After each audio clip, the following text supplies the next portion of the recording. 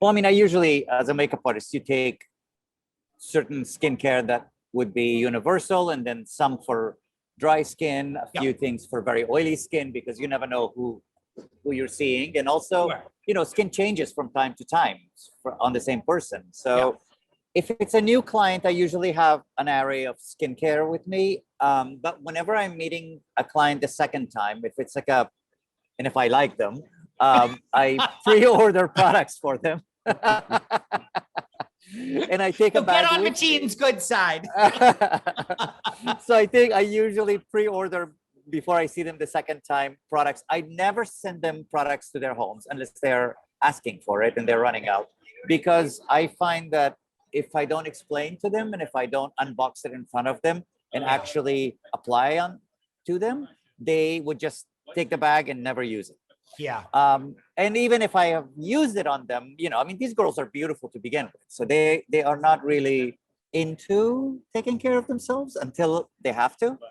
So as frustrating as it can be, I usually just open the skincare, put it on them, explain exactly what to do, and then send them home with it.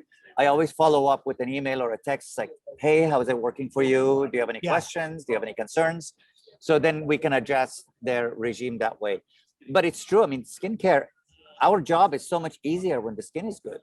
Yeah, right. As opposed and to it's actually also the prep part of what you do. It's extremely really important. Is important, right? Yeah, because it's like, it has to be products that are compatible to makeup. Yeah. And wouldn't melt makeup, and it wouldn't separate makeup underneath. So, primers are not really usually foolproof. You can't really rely on a primer in order to keep your makeup on. So it's really fun to experiment with skincare on myself first, and then take it to the client, to the set, and show them. But that's what I do. I always, if it's a return client and I see them over and over, I always have a good regimen set up for them, and I order it from my favorite skincare lines and take it with me and have them take care of themselves. And you have access to the best of the best. So lucky them. Thank God. Katey, what are some of the biggest skincare questions that you get from clients? What are you hearing over and over again? Because it is confusing. There's so much out there. No, I would say probably like 60 or 70% of the DMs that I get, which is like at least 30 a day, asking this question. What order should I put things on? That's the number one question. Like, okay, I bought the retinol, I bought the vitamin C, I bought the sunscreen, I have the oil, I have all this stuff, the moisturizer. What order do I put these things on? So that would be the number one thing for skincare. And then also, at what age do I need to start using skincare? I would get a lot of moms who write and say, should I give my daughter, eye cream at 16 or sunscreen at 16? Yeah. So I would say those are the biggies. Got it. Christian, it's so funny. Like, as an editor, I hear a lot from brands that hair products are tricky and they actually inspire like very little loyalty, and people are always really trying new products. Is that your experience as a professional? Yeah, I think when it comes to hair products, people will spend a lot less money on hair products than they will, say, makeup or skincare. Yeah. And I think with hair products, people expect this miracle out of one product. Right. It's like all their hair dreams in in one tube. Whereas I think with makeup or skincare, you might have 10 pieces of makeup and 5 skincare, products to get to where you want to achieve. So I think there's this massive pressure on one product to do something great. So people end up going on to the next fad or the next thing they've seen. And it's this, it's this illusion of this promise you get from a hair product. Well, that is such a good point. I think you're totally right. I think people expect this sort of miracle in a bottle that's always going to make their hair look fantastic. And it just doesn't quite work that way, right? You need to learn a little bit of technique. Totally. And I think it's taking care of your hair as well. I think the biggest push for me is always taking care of your hair. Like, you're having a nighttime routine the same way you do your 10 steps of skincare or whatever it is. Whereas most people don't. They just kind of go to bed, leave their hair, wake up, it's knotted, they brush it out, and then they expect it to be great. Right. And you have to have a bit more sort of discipline and a bit more of a routine when it comes to looking after your hair to get great results from the products you use. So I'm curious, Christian, you say, you know, having a good hair care routine. What to you are sort of the essential elements of really caring for your hair in that way? I mean, to me, nighttime sleeping is the biggest where you can make the most mistakes. When you sleep on a normal cotton pillow, for example, you create a lot of friction, which causes breakage in the hair, dryness. It's going to be knotty the next day, which is going to make it harder to style. So I always give my clients a silk pillowcase and then tell them the importance of sleeping on, not only for skin. I mean, I'm convinced I couldn't live without a silk pillow now, but it makes such a difference on your hair, on the condition, and then how it looks the next day. So it keeps your style. If you have a blowout, it keeps it actually longer using a silk pillow. Amazing. And then so I everyone recommend here, buy a silk pillowcase. Yes. If you go home with one piece of advice, it's invest in a silk pillowcase. It also feels very glamorous as well, which is, you know, my #1 importance. Amazing. So we actually have a question from the audience. Matin, I'll direct this to you first. What are your skincare tips for someone in their 40s? If you don't break out, the richer products you use, the better it is for you to maintain your skin. If you do break out, then you have to spot treat or cut back on the richness of the products. Right. I'm a big fan of oils. I've always been. It's something that I learned from my grandmother. I used it in my kit even in the 90s when nobody was using oil and everything. Yeah, before oils were a huge thing before that they it was are a now. thing. Yeah, I used to actually, like, I remember when I was assisting, I put the oil on the model and Laura looked at me, like, what are you doing? I'm moisturizing. I'm getting the back. Laura would say I was assisting. So I would massage the oil into the skin and then I would put the oil-free foundation over it and it looked glowing, beautiful, and like skin. And it was that's when skin was becoming more and more of a thing. Yeah. You know, before that it was that matte oil-free makeup of the early 90s, and then the mid 90s, late 90s, you got into skin. So I've been using it since I started makeup in 97. So that's, I would recommend, if you can go richer, maintain your skincare in a richer, more textures of the oils and balms than the oil-free products or products that strip the skin, the retinoids, or even vitamin C can be a little bit tricky on a lot of people that are sensitive, can create redness. I love it. It's great for treatment, but I would definitely follow up with, if you're doing any of that, with a richer texture balm or moisturizer. Any specific oils that you like, Matin, argan oil or anything, or a specific product? I like lighter oils, so it can go in deeper. If you want product recommendation, I would say like Retrouvé, for example, makes the most beautiful balms, clean, gorgeous. I'm obsessed with I use so many oils at home. There's one oil for night that I love it's called By Nacht. It's a German brand. They make a beautiful sleeping oil that I enjoy. Orlan makes a beautiful oil that I just got, and it's absolutely gorgeous. But again, I mean, there's Monami, my friend Monami Monskin is amazing oil. There's a lot of beautiful oils out there, and I have to say the gorgeous thing about oils is that you don't need a crap load of preservatives in order to keep them, because you really go through them within a couple of months, and it's cleaner than most products. It also helps anything else that you put under it. It becomes a highway for products to go in. So do not use it with sunscreen, please. Use your oils when you're not using real chemicals. Sunscreen. Yeah, but Danielle, it literally pushes it. Are you here, Danielle? She's she's doing a haircut.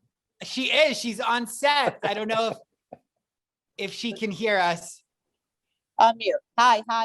Hi, Danielle. How are you? Hi. I'm so sorry I'm late. I'm like working. She's working. She's busy at set. All right. So Danielle, if you have a second, Hi, we have a Hi. question, a hair question that I'm going to direct to you. Look at that style. Amazing. Danielle, wondering if you have any thoughts. What's a chic hairstyle for someone with a heart-shaped face? Any thoughts? Chic hairstyle for a heart-shaped face. Why not a middle parts bob? Ah, the middle part bob. I love it. Yeah. Christian, what do you think? Any thoughts on that heart-shaped face? You know, I always think when people ask me questions on face shapes and what suits, I don't believe in it. I always just think do whatever you love and like whatever makes you feel good. And, you know, obviously if short bangs aren't for you, then don't do short bangs. But apart from that, there are no rules. Well, Danielle, that style is working. It is incredible. On a music video. Amazing. Gorgeous. In true glam high fashion, Danielle is joining us from set. Amazing. Danielle, I'm going to ask you another one. What hair product do you think most people like are confused about, like how to use it, and how do you use it? I think that leave-in conditioners, a lot of people are confused about. Really? And the reason is if you because you need to use so much for if your texture of hair, so if you have not a lot of hair, you just use like a spritz, right? Yeah. But if you have a ton of curly hair, then you probably want to use like a huge handful of it. Because I see a lot of people where their hair is like curly and could be so beautiful, but it's not beautiful because they didn't use the right product to put into it. Yeah. So, or they didn't use enough of it. And I think it. that's like a big, you had asked a question earlier. I don't even know if I remember, but like why people switch their products all the time. Yes. Yeah. For hair products. Yeah. Yeah. And I think it's that because people don't know how to use them. So you're always seeing things, and me as a hairdresser, I know how to use them, but consumers don't know how to use them. Right. They're just buying the product and applying it at, whatever the bottle says or whatever. If you don't know how to work with it, then it's not going to do the job. I'm very loyal to all the products that I use because I know how to work with them. Yes. Right. So it's like a little bit of education as well. Yeah. And I think that if you have the education with the products, most of the products do work. Most products are great.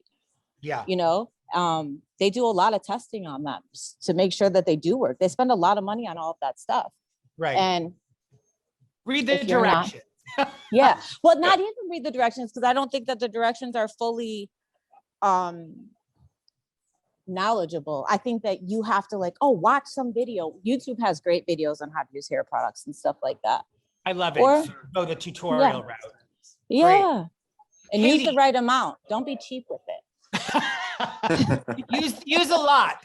Yeah. Hi, Christian. How are you, sweetie? Hi, good. How are you? Good. I miss you. You miss it too. Yeah. Katey, do you think there's a makeup product that you get a lot of questions about, like, oh, I don't know how to use this. Am I doing this right? What's something confusing in the makeup world that you get asked about a lot? Yeah, probably the most frequently asked question is about the difference between bronzer and contour. Yes. How do I use either of these things? And it's so it's unique to face shape. It's unique to personal style. So that's not ever just a one-liner answer. It's let's talk about what you want to look like, how you want this product to work for you. Yeah. Gotcha. Matin, how about any thoughts? Would you agree with that? Are there others that you think people get a little confused about using? Well, I do agree, because contour needs to be the color of a shadow, right? Not red and not bronzy and not orangey. So that's the one common mistake that people make. But I would say the one thing that I see a lot of people struggle with, and that includes even makeup artists, is how to use foundation. Yeah. They always use it in order to cover everything. And the school that I subscribe to, which I love to show the skin off, is to use the foundation very lightly. Take it out and make it this out big the so we skin. can cover that. Yeah. So what I mean by that is just basically to, if you're looking at the skin here and you're looking at the skin on the face, it's different. So you, even if the legs are tan, so you kind of look at overall the skin before you go out, and you kind of tweak your foundation just like a water, how do you say, like a wash of foundation, to just even out the skin so it matches your arms, your elbows, your shoulders, your décolleté. So your face is the same color as the rest of your body.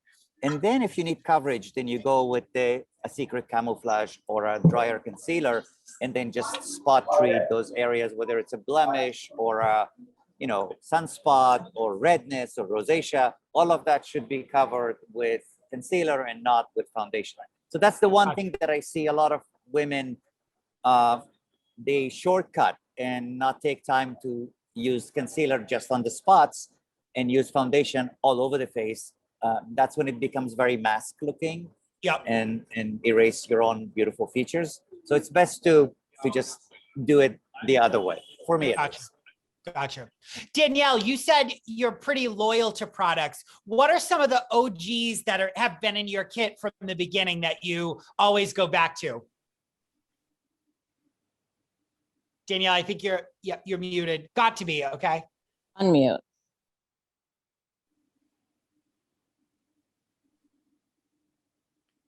Hello? There we go. Yeah. Okay. So this is one, I'm on set, so I'm going to show you my go-tos. This is one of them. And Got to be glued. This is like a hairspray, like strong. Once you put this on, nothing's moving. Amazing. And then this is my prep spray.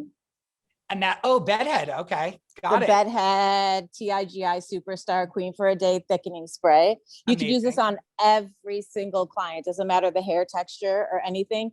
You saturate the hair in this, and then it just gives like a beautiful voluminous blowout. Amazing. And my third one is on my assistant's. I love it. We're getting like a behind the scenes look at your work. It's great. This is the makeup artist. Say hi. Such a good brand. Yes, and that's my uncle's brand as well, so I'm always down to support. What is that product, Danielle? This is the motorcycle flexible gel. So I use it because you can, like, if those are my three products that I'm going to choose, I got a hairspray, I have a gel that I can mold with that's not too sticky, so you can do like a wet look or just keep the flyaways. And then if you don't like what you did, you can just take it out. And then the Queen for a Day is my prep. Amazing. So Christian, we have a question from the audience, a hair related question from the audience, which is, what are some products that you recommend for fine hair? For fine hair, definitely a thickening spray. I think when it comes to styling the hair, I think, and a thickening spray is the most important one, but you want one that's not too tacky or too sticky, because that'll be really hard to work with once you're styling, and it can kind of end up weighing the hair down and making it sort of appear finer, which is a contradiction. And I think that, so most people don't get quite the right product for fine hair. And that's the one. Got it. I hope that answers you. Oh, and now we have another one, products for thicker or coarser hair. Christian, any thoughts there? I love an oil for thick or coarse hair. Kerastase have some amazing oils, and I love to use them just like a few drops in the hair, either just to refresh it or when the hair's wet, just so it's a bit more easier to manage. And because coarse hair tends to be drier, so it needs a little moisture put into it and something to weight down the hair a little bit. Amazing. So Katey, wanted to direct this question to you. We know that clean beauty is probably the fastest growing category in beauty right now. And I'd argue, probably the biggest conversation we're having in beauty right now is, as it relates to clean, is the performance, how has the performance, I guess, evolved from when it started to where we are now? And did you always really start with all clean products, or have you been slowly able to sort of incorporate more in there? Yeah, when I first started, which is almost 15 years ago, the options were slim and not great. Sure. And I would mix a lot of things, and and back then I really did need to come up with a bunch of tips and tricks, because you couldn't use, for all the red carpet looks that I did, I could not use a lot of the products because they didn't have the color payoff, the long wear, the textures were not what they are now. So it's been my life's goal has been to shine a spotlight on clean beauty, because we know that the more you encourage people to spend money in a category, the more research and new formulation and time will be spent on that category to perfect products. So so now I feel like it's in the past 10 or 15 years it's changed almost completely, so that now there are very few categories, certainly not in skincare. In skincare, I feel like clean beauty is better than mainstream beauty. I can't imagine ever finding a mainstream product that I would point to over a clean beauty product, honestly. And that hasn't always been the case, but now for sure. For sure. Agreed. Yeah. Oh, that's so nice to hear. And, there are a few categories in makeup where I think, longevity of wear, there's still no amazing waterproof mascara. Yeah. And people are like, oh, it's not going to be possible. But I'm sure it was thought that it wouldn't be possible in mainstream before it was developed. So I look forward to that. Amazing. Yeah. Long wear lipsticks, we don't have indelibility yet, but we have real, like what I have on, we have really good saturation and longer wear, but just not like indelible. What are you wearing right now, Katey? I'm wearing this one from Kaya Weiss. I did a silly little video about it the other day. They're brand new matte Lip Suedes, I think, or matte something or other, not Lip Suedes, that's a different brand. It's such a beautiful texture. Matin, have you tried them yet? I haven't tried them on clients yet, but I do have them and I love them. Yeah, they feel great. They wear really well. And Matin, you mentioned a few minutes ago that you are, sort of trying to experiment with more clean and switch over your kit. Has it gotten easier in your view as well? Well, I have to say, like 10 years ago when I started using Pure Vice, I was impressed with it, and I could do whatever look I wanted to do with other beauty brands. I could achieve with that. That was the first one that was not only clean on the inside, but it was also luxurious enough that I could take it on a shoot and display it on my table and be proud of it. It didn't look like I just went to a drugstore or health food store and bought, because part of our job is also the presentation of our table than the product that we use. So it was chic, it was beautiful, and it was also, the payoff was incredible. So that's when I started using makeup that was clean. Skincare, I've always been, if I didn't have it, I would make it myself, and it was easy to do. But makeup was really a challenge until she came out with enough products. Before that, there were clean products that was fine for every day, but you couldn't really send a client to a shoot. Yeah. And what was that? Is there a little hacky kind of product that you use? Well, yeah, back in the day because we're trying to come up with new ideas, right, for the magazines.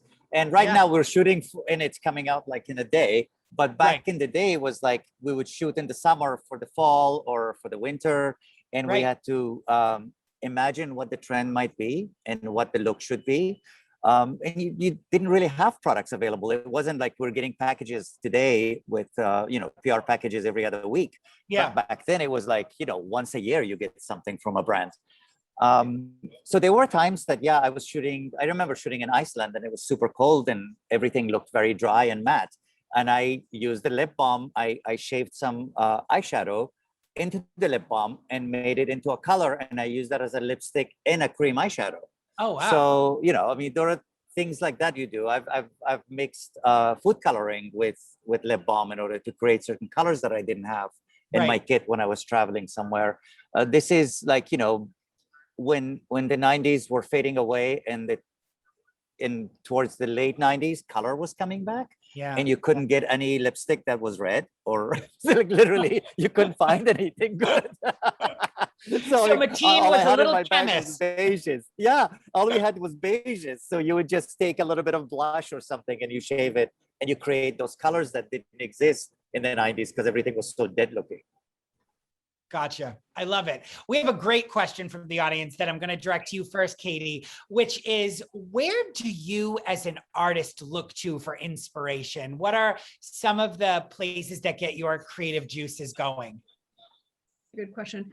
I have a catalog or a library of books from everything from, vintage fashions throughout the years to art from across the world. That for me is the biggest thing, is looking at art from across the world. Yeah. And also, now that we have Instagram, I follow a ton of accounts of people in other places on this planet, and I can't tell you how many just random young people who are doing cool artwork. So not just makeup, but makeup for sure.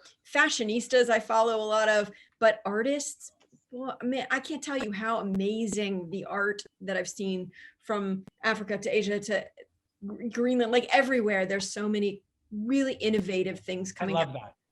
I love that. Christian, how about you? What sort of sparks inspiration in you and how you work? I think definitely Instagram. It's the biggest sort of tool we have for finding a catalog of work, and you can find it instantaneously, especially when you're showing clients you're working with. They want to see a reference point, and I always think that's the easiest platform. Also colleagues, like other colleagues inspire you with, what the red carpet they've just done or the editorial they've done, and you might see something and go, well, I might do it that way, and then mix it with this, and you kind of, flatter what they've done, but also take it in your own direction. So I think everywhere you look, you kind of get inspiration. Amazing. I cannot believe how quickly this session went by. I feel like I could talk to all of you forever and ever about product, and we have probably time for one or two more questions. So I'm gonna leave you all with this first one, which is, Matin, let's say pie in the sky idea. You can create any product that you feel like is missing. Katey mentioned a clean waterproof mascara. Is there, what would you choose if you could just create something out of thin air that you would make that would fill a void for you in your work? What would it be? Well, I have gotten something that a family makes for me back home in Afghanistan, and it's a soot eyeliner. But it's so labor intensive, and it takes so much time to create a tiny little vial of soot.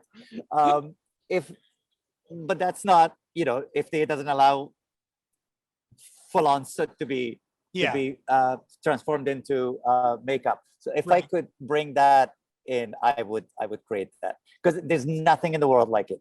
Nothing gives you that look. As an eyeliner, An eyeliner, Amazing. It goes inside the eye. It has ghee or sweet almond oil, and literally soot from a flame that you soak in oil, and you just burn that, and then you collect it, and then you put it in a little vial, add a drop of oil into it, and it becomes this gorgeous black soot. And it's just so intense. I would imagine. It's intense. It's super black, and it's actually very good for you. It's an antioxidant. There's no chemicals in it. So So stay tuned for Matin's new eyeliner, which will be the blackest black eyeliner you can find. Christian, how about you? Pie in the sky product that you would want in your kit or to create for your kit? Oh God, that's such a tough question. I honestly feel like I have everything I would ever use, and I think hair is it's a different category, I guess, in terms of, I'm just trying to rack my brains to think, is there something I'm missing? And I honestly can't think of something. I mean, there are things like, I would love a tool that maybe would create the perfect wave, and you just put the hair in, and then it pressed it like a sandwich press, and made the wave, and made it easy enough, because doing a wave with straightening irons is laborious, and it takes time, and you something have to go that would through allow you to sort of sit in a chair and have a martini while you're curling someone's hair. Basically, or a robot that could do my job for me, and then I just switch it off after. That would be great. Amazing. We'll work on that. Great. Katey, how about you, Katey? Any products that you'd want to create? I mean, I think that the more indelible lineup of products. So mascara, waterproof mascara, let's do that. Someone get on that. I mean, how to do that without acrylates and PVP, I don't know, but that's my number one thing, because I have a lot of clients, not that necessarily they're going to be submerged in water, but even for the bride on her wedding, asks me this all the time.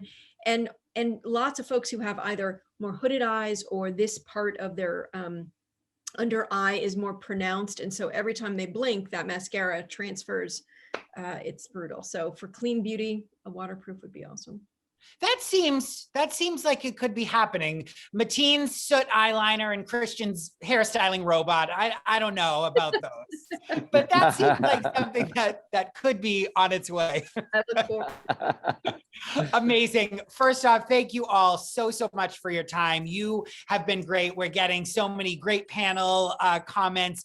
Your expertise and this information is so appreciated. So thank you, Matin, Katey, and Christian. My pleasure. So Thank much you for your time.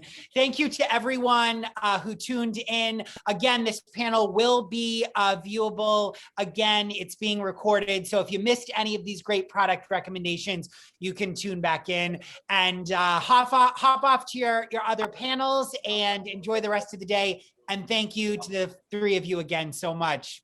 Great Bye, to see you. everyone. Thank you. Bye. Bye, guys.